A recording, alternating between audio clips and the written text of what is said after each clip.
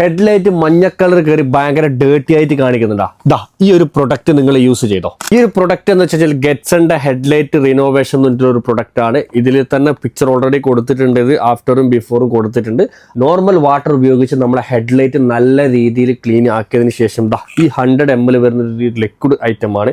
ഈ ലിക്വിഡ് ഉപയോഗിച്ച് നല്ല രീതിയിൽ നമുക്ക് നമ്മുടെ ഹെഡ്ലൈറ്റിലേക്ക് നമുക്ക് അപ്ലൈ ചെയ്ത് കൊടുക്കാം.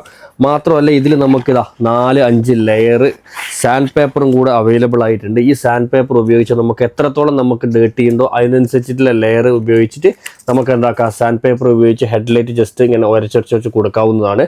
അതിനനുസരിച്ച് ക്ലീനിങ് കാര്യങ്ങളൊക്കെ ആവും. പിന്നെ അതിനുശേഷം നല്ലൊരു വൈപ്പ് ചെയ്യാൻ വേണ്ടി പറ്റി നല്ലൊരു ചെറിയൊരു ക്ലോത്തും അതുപോലെ തന്നെ ചെറിയൊരു സ്പോഞ്ചും ഇതിൻ്റെ ഒരു കിറ്റിൻ്റെ അകത്ത് അവൈലബിൾ ആയിട്ടുള്ളതാണ്.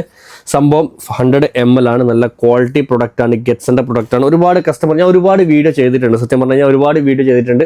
ഒരുപാട് കസ്റ്റമർ കൊണ്ടുപോയിട്ടുമുണ്ട്. അങ്ങനെ ആരും വിളിച്ചിട്ട് ഫായിസ ഇത് ബഗിഡാണ്, ഇത് നീ പറഞ്ഞ ക്വാളിറ്റി ഇല്ല അല്ലെങ്കിൽ ഇത് പറഞ്ഞ റിസൾട്ട് കിട്ടുന്നില്ല എന്ന് ഇതുവരെ ആരും പറഞ്ഞിട്ടില്ല.